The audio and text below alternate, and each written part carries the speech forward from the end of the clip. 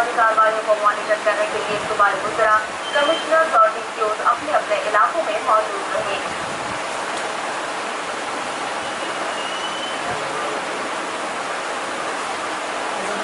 पाक फौज की जानिब से जारी ऑपरेशन में सियालकोट, गुजरांवाला, शपरार में 327 तक मौजूद है। आपसे मज़ीद तफसीलात देंगे।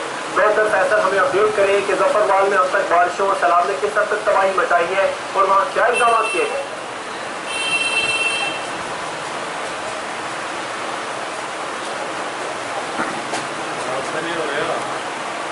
डॉक्टर फैसल, अगर आप गाँव 13 गाँव से फारसी बंद टूटने की वजह से पूरा शहर ज़ेर-ए-आब आ गया। सैलाबी रेले ने शहर में तबाही मचा दी और शहर और गिरदोनवा में पानी पानी हो गया। यहाँ मैं आपको बताता जाऊँ, अभी भी पानी लोगों के घरों में मौजूद है। सारी सरकारी इमारत, जिनमें police station, government boys high school, government का सामना है।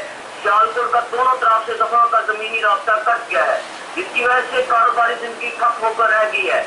हजारों एकड़ फसलें तबाह हो गई हैं और बिल्डिंगें तबाह हो गई हैं। अब तक 2 नौजवान की लाशें सैलाबी रेले में बह चुकी हैं। यहाँ आपको मजीद बताता जाऊँ, इस MNA मियां चीफ, DCO नारवल और असिस्टेंट कमिश्नर भी मौजूद थे।